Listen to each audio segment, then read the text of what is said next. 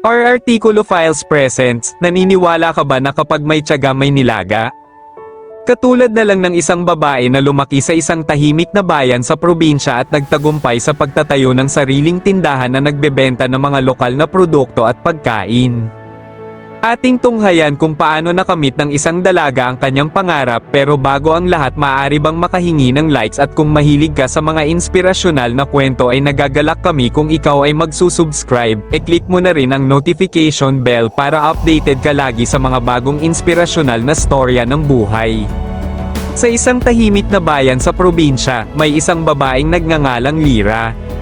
Lumaki siyang pangkaraniwan lamang ang pamumuhay, simpleng bahay, simpleng eskwela, at simpleng trabaho. Sa kabila nito, mayroon siyang malaking pangarap na gustong abutin, ang makapagtayo ng sarili niyang tindahan ng mga lokal na produkto at pagkain. Ang pangarap na ito ay nagsimula noong siya'y bata pa, tuwing dinadala siya ng kanyang ina sa palengke at ipinakikilala sa kanya ang iba't ibang produkto mula sa kanilang bayan.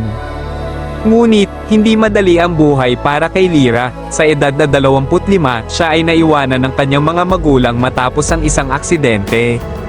Wala siyang kapatid, at tanging sarili lamang ang kanyang maaasahan. Sa paglipas ng panahon, kinailangan niyang magtrabaho ng iba't ibang trabaho, tagalinis ng bahay, tagapitas ng prutas, at tindera sa palengke, upang masustentuhan ang sarili. Naging saksi siya sa hirap at tiyaga ng mga magsasaka at mga maliliit na tindero, na nagbigay inspirasyon sa kanya na ipagpatuloy ang kanyang pangarap. Isang araw, habang nagtitinda sa palengke, nakilala niya si Mang Carding, isang matandang tindero ng mga organic na gulay. Napansin ni Mang Carding ang sipag at tiyaga ni Lyra. Isang araw, kinausap niya ito habang nag-aayos ng kanyang mga paninda. Lyra, sabi ni Mang Carding, nakikita ko ang iyong dedikasyon. Kung may pangarap kang nais abutin, huwag kang susuko. Kaya ko bang malaman kung ano yon? Nakangiting sumagot si Lyra, gusto ko pong magtayo ng sariling tindahan na magbebenta ng mga lokal na produkto at pagkain. Gusto ko pong maipakilala ang yaman ng ating bayan sa iba.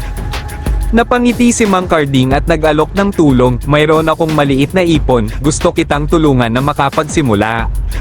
Nagpasalamat si Lyra at sinimulan nilang magplano. Sa paglipas ng mga buwan, gamit ang maliit na kapital mula kay Mang Carding, nag-umpisa si Lyra sa maliit na pwesto sa tabi ng palengke. Pinagsikapan niya ang lahat, mula sa pag-aayos ng tindahan hanggang sa pagbebenta ng mga produkto. Hindi nagtagal, nakilala ang kanyang tindahan sa buong bayan dahil sa kalidad ng mga produkto at malasakit sa mga mamimili. Bawat araw ay naging isang bagong hamon para kay Lyra. Kinailangan niyang gumising ng maaga upang makuha ang mga sariwang produkto mula sa mga magsasaka at magtapos ng hating gabi sa pag-aayos ng mga natitirang paninda. Gayunpaman, hindi siya nagreklamo. Alam niyang bawat butil ng pagod ay hakbang patungo sa kanyang pangarap. Dahil sa kanyang pagsisikap at determinasyon, lumago ang kanyang tindahan, dumami ang kanyang mga suki, at nakilala siya hindi lang sa kanilang bayan kundi pati na rin sa mga karatig lugar. Nakilala rin niya si Leo, isang negosyanteng taga-suporta ng lokal na produkto, na naging katuwang niya sa negosyo at sa buhay. Si Leo ay may sariling tindahan ng mga produktong gawa ng mga lokal na artisan, at nang makita niya ang tindahan ni Lyra, agad siyang humanga sa dedikasyon nito. Alam mo, Lyra, sabi ni Leo isang araw, ang iyong tindahan ay hindi lamang basta tindahan, ito ay isang simbolo ng pagsusumikap at pagmamahal sa ating sariling produkto. Gusto kong makatulong at maging bahagi ng iyong misyon.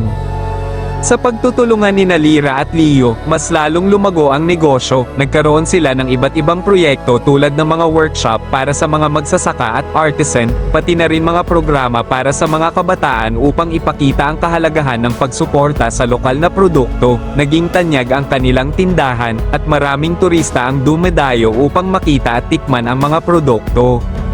Dahil sa kanilang sipag, hindi lamang lumago ang kanilang tindahan kundi naging inspirasyon sila sa buong komunidad. Nakatulong sila sa pagbibigay ng trabaho sa mga kapwa nila taga-bayan at nakatulong sa pag-unlad ng kanilang komunidad. Naging inspirasyon si Lyra sa iba na kahit gaano kahirap ang buhay, kung may pangarap at pagsusumikap, lahat ay posible.